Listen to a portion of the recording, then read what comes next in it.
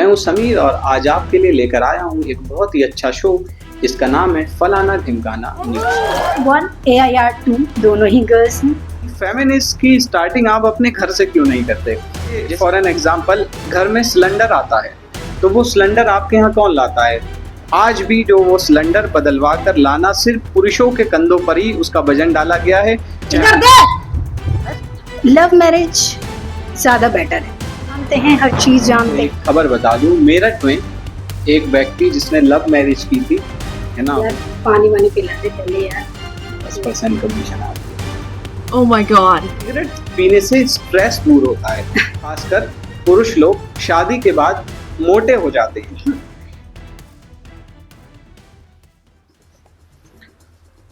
नमस्कार दोस्तों, स्वागत है आपका मेरे YouTube channel explore with Sam में। मैं हूं समीर और आज आपके लिए लेकर आया हूं एक बहुत ही अच्छा शो जिसका नाम है फलाना ढिमकाना न्यूज। तो आज की शो की हमारी चीफ गेस्ट हैं बुलंदशहर की मशहूर कलाकार और बहुचर्चित महिला उमा शर्मा जी। तो दोस्तों, स्वागत कीजिए जोरदार तालियों के साथ उमा शर्मा जी का। Hello ma'am, most welcome to our channel explore with Sam. और आज हम एक शो करने जा रहे हैं जिसका नाम है फलाना ढिमकाना न्यूज। तो सबसे पहले मैं स्वागत करना चाहूँगा आपका कि आपने अपना कीमती वक्त निकालकर इस फलाना ढिमकाना पॉडकास्ट और न्यूज़ में आने का हमको सौभाग्य दिया। Thank you so much for inviting me here. I'm so glad. Thank you so much guys, the guys who are watching this podcast. Thank you so much for this. तो जैसा कि आप लोग जानते हैं, ये महिला कोई आम महिला नहीं, ये महिला हमारे देश की बहुचर्चित महिला और बहुत ही अच्छी कलाकार हैं। तो मैडम, सबसे पहले मैं आपसे जानना चाहूँगा, आपके इंस्टाग्राम पर लगभग 632 फॉलोवर हैं और आपका यूट्यूब चैनल भी है कि यू एंड मी ब्लॉग नाम से, जिस पर करीब 100 सब्सक्राइबर भी अब हो गए हैं।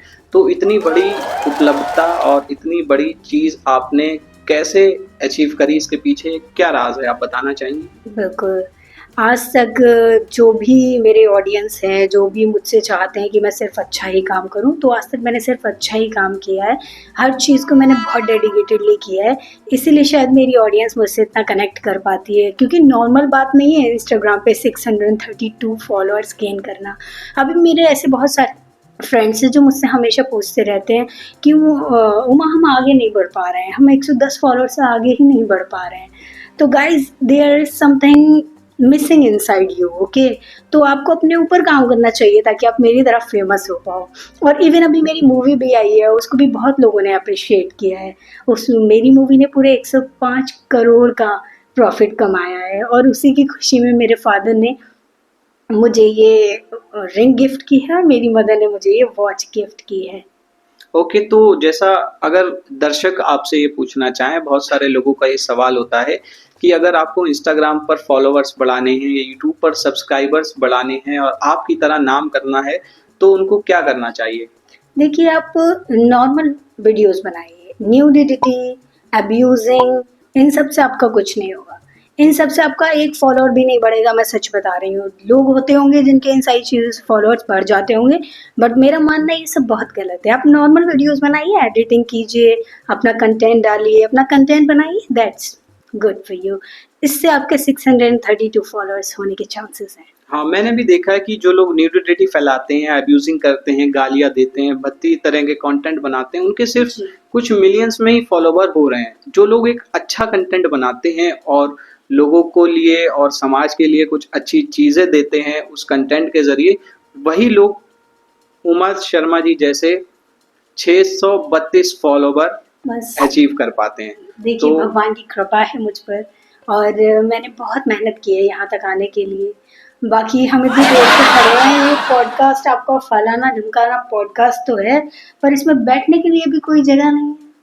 सॉरी मैम, बट दर्शकों मैं आपको भी बताना चाहूँगा, एक्चुअली हमारा थोड़ा सा बजट कम है, जिसकी वजह से ना ही हमारे पास कुर्सियाँ हैं, ना ही एक अच्छा माइक है और ना ही कोई कैमरामैन है। ये वीडियो और ये न्यूज़ पहली एक ऐसी पैरेलल न्यूज़ होगी जो बिना कैमरामैन के बन रही है। ये जो कैमरा लगा हुआ है, ये सिर्फ एक स्टैंड पर लगा हुआ है। बहुत इमोशनल स्टोरी है आपकी। और मैं बहुत अप्रिशिएट करती हूँ आपके जैसे लोगों को जो इतनी मेहनत करते हैं, जो मुझे खड़ा रखा है। मतलब मेरी बात छोड़िए, खुद खड़े हैं। मैं इतनी फेमस होने के बाद इनके साथ खड़ी हूँ, तो इनके अंदर कुछ तो बात होगी। बहुत जी। बहुत धन्यवाद मैडम, आपने इतने अच्छे शब्द हमारे लिए कहे। तो चलिए शो को आगे बढ़ाते हैं और शो का सबसे पहला सेक्शन है उसकी बात करते हैं। अब हम शुरू करते हैं अपना सेक्शन जिसमें कि हम उमा जी से कुछ सवाल पूछेंगे और जिसका जवाब ये देंगी। और ये सवाल मेरे अपने सवाल नहीं हैं, ये सवाल हैं उन चाहने वालों के जो उमा जी से प्यार करते हैं और आम जनता के सवाल हैं। तो उन सवालों को देने से पहले मैं आपको ये देता हूँ ओके। जी, ये स्क्रिप्ट है कि आपसे क्या सवाल हम पूछेंगे, आपको क्या जवाब देने हैं। तो सबसे पहला हमारा सवाल है और जनता का भी सवाल है, फेमिनिज्म। तो फेमिनिज्म के बारे में आप क्या कहना चाहेंगी? देखिए, ये मैं बाद में पढ़ूंगी, पहले मैं बता देती हूँ कि फेमिनिज्म के बारे में जितना मुझे पता है, लेकिन मैं चाहती हूँ कि आप दर्शकों को भी बता दें कि फेमिनिज्म की एक्चुअल में डेफिनेशन होती क्या है। देखिए यहाँ पर भी फेमिनिज्म कार्ड खेल दिया गया। खैर दर्शकों, मैं आपको बता दूं, फेमिनिज्म का मतलब होता है नारी के अधिकारों का समर्थन। पहले हमारे देश में नारियों को दबाया जाता था, उनका शोषण किया जाता था, उनको औरत मानकर पुरुषों से कम आंका जाता था, जिसके अपवाद मैंने गलत बोला, जिसके एक्शन में नारीवाद का समर्थन करने कुछ लोग आगे आए और उन्होंने फेमिनिज्म, इंग्लिश में ये वर्ड है, इसको हिंदी में कहते हैं नारी का अधिकार या नारीवाद। जो नारी के अधिकारों की बात करे उसको फेमिनिज्म कहा जाता है। तो अब आप बताइए फेमिनिज्म के बारे में आप क्या कहना चाहेंगी? देखिए, मैं बिल्कुल इसका फेवर लेती हूँ कि जितनी भी विमेंस हैं, गर्ल्स हैं, लेडीज़ हैं, उन सबको अपना अधिकार पूरा मिलना चाहिए, इक्वल मिलना चाहिए। जो भी चीज़ें लड़कों को मिलती हैं वो सारी लड़कियों को भी मिलनी चाहिए। ये इक्वालिटी बिल्कुल वैलिड है। मतलब मैं बिल्कुल इसको फेवर करती हूँ। लड़के को क्योंकि दहेज ऐसी नहीं, एक मिनट रुक जाइए आप। मैं ये मानती हूँ कि हर जगह लड़कियां सबसे आगे हैं। आप किसी भी फील्ड में देख लीजिए, मैं ये नहीं कह रही कि लड़के आगे नहीं हैं, लेकिन अब जो वर्ल्ड आपका आ रहा है उसमें सब में लड़कियां ही आपको आगे नजर आ रही हैं। जैसे अभी रिसेंटली यूपीएससी का एग्जाम हुआ, उसका रिजल्ट आया, AIR 1 AIR 2 दोनों ही गर्ल्स हैं, ठीक है। और उसके बाद आप किसी भी फील्ड में देखिए, अभी मैं एक न्यू शो देख रही हूँ, बेटर ग्राउंड, मुझे बहुत पसंद है पर्सनली, बट उसके बारे में हम कभी फिर बात करेंगे। बट उसमें जो टास्क होते हैं, जो सारे लोगों के एक साथ टास्क होते हैं, उसमें गर्ल्स ही सुपीरियर रह जाती हैं। तो मुझे लगता है कि उन्हें चांस हमेशा देना चाहिए, हर चीज़ में देना चाहिए और इक्वल देना चाहिए, ताकि वो अपने आप को प्रूव कर सके। मतलब आपके कहने के मुताबिक महिलाएं जो हैं वो पुरुषों से किसी भी क्षेत्र में कम नहीं हैं, बिल्कुल बल्कि उनसे आगे हैं। बिल्कुल आगे। ठीक है, तो एक सवाल जो पुरुषवाद की तरफ से मैं आपसे पूछना चाहूँगा कि बहुत सारे महिलाएं नारीवाद का सम्मान करती हैं, फेमिनिस्ट की बात करती हैं, मैं उनका पूरा समर्थन करता हूं और ये उनका मौलिक अधिकार भी है कि नारियों के अधिकार की बात होनी चाहिए, इस देश में भी, विदेश में भी, अपने घर में भी। तो सबसे पहले मैं ये बात कहना चाहूँगा कि फेमिनिस्ट की स्टार्टिंग आप अपने घर से क्यों नहीं करते? जैसे फॉर एन एग्जाम्पल, घर में सिलेंडर आता है, तो वो सिलेंडर आपके यहाँ कौन लाता है? मैं ले आती हूँ। बाइसेप देख रहे हैं आप मेरे, ये सिलेंडर उठा उठा के इतने बाइसेप मैंने किए हैं। वैसे आप अपने घर में लाती होंगी, ये अच्छी बात है, लेकिन 90% लोगों के घरों में आज भी जो वो सिलेंडर बदलवा कर लाना सिर्फ पुरुषों के कंधों पर ही उसका वजन डाला गया है। चाहे वो सिलेंडर की बात हो, चाहे वो गेहूं की बोरी की बात हो, चाहे राशन लेने की बात हो, हर जगह पुरुषों को ही आगे बढ़ाया जाता है।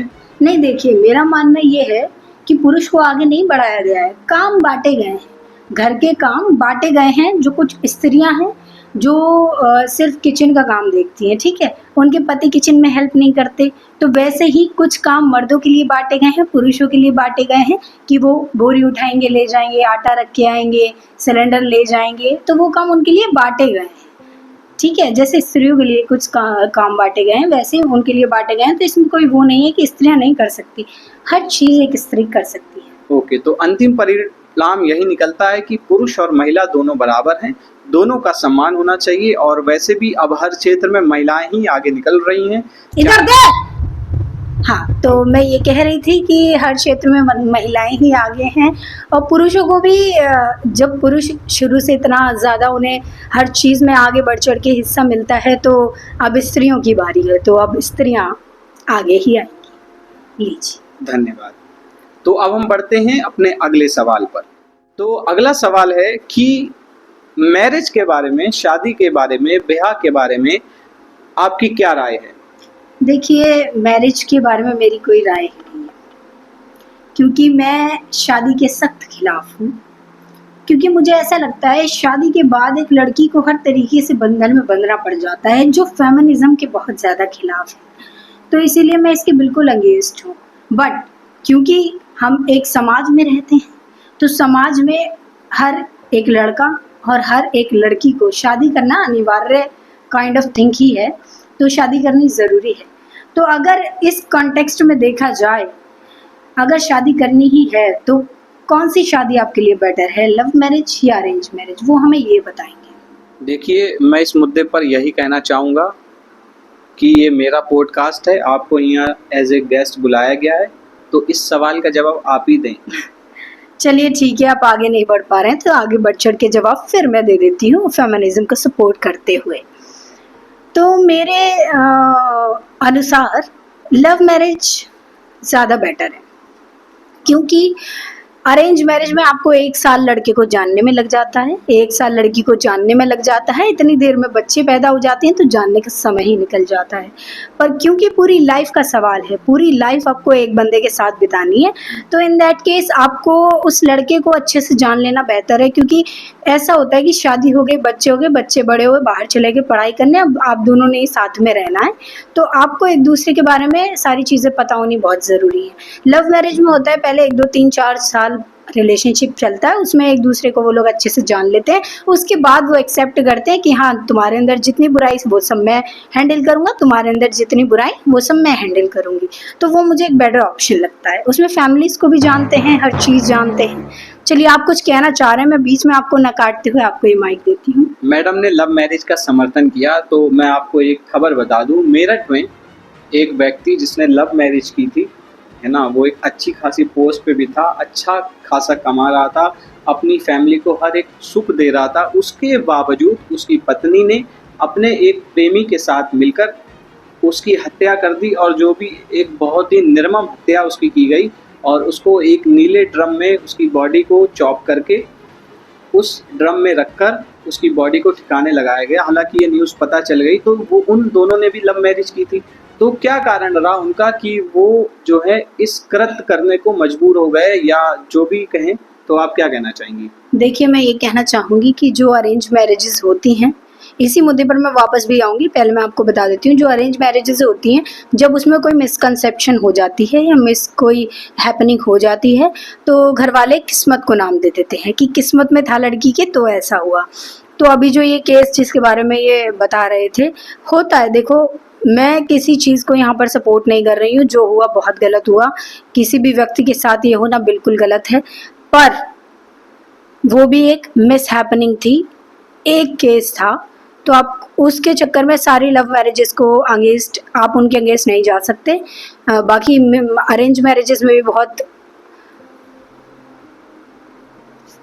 ओके, निशब्द हो गई आप। खैर, कोई नहीं, अब हम बढ़ते हैं अपने अगले सवाल की ओर। दर्शकों, अब चलते हैं हमारे अगले सेक्शन, जिसका नाम है मिथ सेक्शन। यार, पानी वानी पिला दे पहले यार, बहुत हो गया, खड़े इतनी देर से, इतना तो कर ले भाई। Okay, excuse me, 1 glass water please. Thank you so much. Thank you so Have much, some. Thank you so much, thank you. Welcome ma'am. अब ये गिलास आपने छू लिया है, तो ये हो सकता है आपके चाहने वाले इसको लाखों करोड़ों में खरीद ले। तो ज़रा इस गिलास को अच्छे से साइड में रख देना, हो सकता है किसी म्यूजियम में जा जाए। देखिए, मेरी ऑडियंस अगर इस पॉडकास्ट को देख रही है, तो इन चीज़ों को बिल्कुल आप अवॉइड करें। बेशक मैंने उस चीज़ को छू लिया, पर वो करोड़ मैडम, हमारा क्यों नुकसान करवा रही हैं आप? कुछ तो फायदा होगा, अगली बार आपके लिए ये ऑप्शन में है, जल्द ही आप इसे खरीद पाएंगे। चलिए, 10% कमीशन आपके। Oh my god. तो चलिए अब हम चलते हैं हमारे अगले सेक्शन जिसका नाम है मिथ सेक्शन। तो मैडम समाज में एक मिथ है, एक नहीं कई सारे मिथ हैं, हम कुछ गंभीर मिथ हैं उस पर बात करेंगे। तो सबसे पहले मुद्दा आता है कि सिगरेट पीने से स्ट्रेस दूर होता है, तो इस बारे में आपकी क्या राय है? देखिए, मेरी राय तो नहीं है कुछ इसके बारे में कुछ खास, क्योंकि मैं धूम्रपान का सेवन नहीं करती। ओके। सॉरी। तो मेरी राय है कि हाँ, हो सकता है जो लोग कहते हैं सिगरेट से उन्हें स्ट्रेस रिलीज़ होता है, तो हो सकता है कि उनका स्ट्रेस रिलीज़ होता हो, लेकिन 10 रुपये में आपका कैसे स्ट्रेस रिलीज़ हो जाता है, प्लीज़ मुझे भी बताइएगा। बाकी नो वर्ड्स। या आप ये भी कह सकते हैं कि अगर ये मिथ है सिगरेट पीने से स्ट्रेस दूर होता है, तो मैं ये कहूँगा, देखिए स्ट्रेस दूर करने के लिए बहुत सारे रास्ते आपके पास हैं। आपने अगर सिगरेट को चुना है तो ये आपके लिए गंभीर समस्या है जिसका आप निदान जितना जल्दी हो सके करें, क्योंकि ये आपकी बॉडी के लिए हानिकारक हो सकता है। तो इवन मैं आपको बता देना चाहती हूँ कि अगर आपको ऐसी कोई लत है, शराब, दारू, सिगरेट, ऐसी कोई भी प्रकार का आपको नशा है, तो आप मैं एक नंबर यहाँ पे आप प्लीज़ मेंशन कर दीजिएगा। तो मेंशन कर दीजिएगा, वो आप नशा मुक्ति केंद्र जा सकते हैं। वो आपसे ज़्यादा नहीं 3-3 हज़ार रुपये लेंगे और आपका नशा छुड़ा देंगे। वहाँ भी कमीशन है क्या? जी। ओके। तो अब हम बढ़ते हैं अपने दूसरे मिथ पर, जो कि एक बहुत ही अच्छा मिथ है या बुरा मिथ है, ये तो हमें आपकी राय जानकर ही पता चलेगा। एक मिथ है कि लोग, लड़के खासकर पुरुष लोग, शादी के बाद मोटे हो जाते हैं। देखिए, ऐसा कुछ नहीं है शादी के बाद मोटे हो जाते हैं। मोटे कोई भी कभी भी हो सकता है, खाने की ज़रूरत है आपको। ऐसा होता है कि शादी से पहले लड़के या लड़कियां भी, मैं सबकी बात कर रही हूँ यहाँ पर, कोई जेंडर फेमिनिस्ट, तो यहाँ पर कोई भी हो, हर इंसान को खाने का मौका बराबर मिलता है। उनके घर में उनकी मम्मियाँ इतनी टेस्टी चीज़ें बनाती हैं, बट बच्चों को वो पसंद नहीं आता। जब शादी हो जाती है तो लड़कों के लिए स्पेशली, अब मैं ये बता रही हूँ, तो उन्हें डर में खाना खाना पड़ता है बीवी के हाथ का। वो नहीं कह सकते ना वहाँ पे कि अच्छा नहीं है, क्योंकि फिर ओके। तो मतलब आपका कहने का मतलब ये है कि शादी से पहले पुरुष के घर में जो है उनकी खाना जो है उनकी माँ या बहनें बनाती हैं, तो वो उसमें नखरे दिखाते हैं, उनको टेस्ट पसंद नहीं आता, जिनकी वजह से वो भरपेट खाना नहीं खा पाते। लेकिन शादी के बाद जब बीवी खाना बनाती है तो वो जैसा भी हो उनको भरपेट खाना पड़ता है, क्योंकि उनके पास कोई ऑप्शन नहीं, जिसकी वजह से वो मोटे हो जाते हैं। तो अंत परिणाम यही निकलता है कि मोटा खाना खाने से होते हैं, शादी से नहीं। जी। ओके। तो हम चलते हैं मिथ के अपने सबसे तीसरे और आखिरी सवाल पर कि पैसा खर्च करने से बढ़ता है या नहीं? जी बिल्कुल, मेरा ये मानना है पैसा जितना खर्च किया जाए उतना ज़्यादा बढ़ता है, क्योंकि जब आप पैसा किसी चीज़ में खर्च करेंगे तो आपका मन करेगा आप दोबारा भी उस चीज़ में पैसा खर्च करें। जब आप दोबारा पैसा खर्च करेंगे तो खर्च करने के लिए आपके पास पैसा आना बहुत ज़रूरी है। तो आप उस खर्चे के लिए पैसे कमाएंगे, तो खर्चा किया, पैसा और कमाना पड़ा, तो पैसा बढ़ गया, ऐसे पैसा बढ़ जाएगा। ये कौन सी कैलकुलेशन थी? मेरे तो समझ में नहीं आई गाइस। आपके समझ में आए तो कमेंट में बताइए। अगर आपको ये समझ में आती तो आपके पॉडकास्ट में कम से कम चेयर और एसी तो होता ही। बाकी मैं आपको यहाँ बिल्कुल सपोर्ट करती हूँ, ऐसा नहीं कि आप, बहुत अच्छा रहा यहाँ पॉडकास्ट करने में, मुझे बहुत मज़ा आया इनके साथ बात करके, और मुझे बिल्कुल ऐसा नहीं लग रहा है कि मुझे जल्दी चले जाना चाहिए। कितनी देर और? बस मैडम, तो दर्शकों यहीं पर ख़त्म करते हैं इस पॉडकास्ट को। तो कमेंट करके बताइए उमा शर्मा जी ने जो भी राय अपनी रखी आपको कैसी लगी, और पुरुषवाद और नारीवाद के समर्थन में अपने कमेंट करके बताइए कि आप दहेज के खिलाफ हैं या फॉर्च्यूनर आपको भी चाहिए। तो बहुत बहुत धन्यवाद वीडियो को देखने के लिए। गिफ्ट, हाँ आजकल थोड़ा सा गिफ्ट। ओके, खैर, तो वीडियो को लाइक करें, चैनल को सब्सक्राइब करें, कमेंट करके बताएं आपको ये पॉडकास्ट कैसा लगा। बहुत बहुत धन्यवाद। वीडियो को लाइक करें, आप पर कृपा होगी।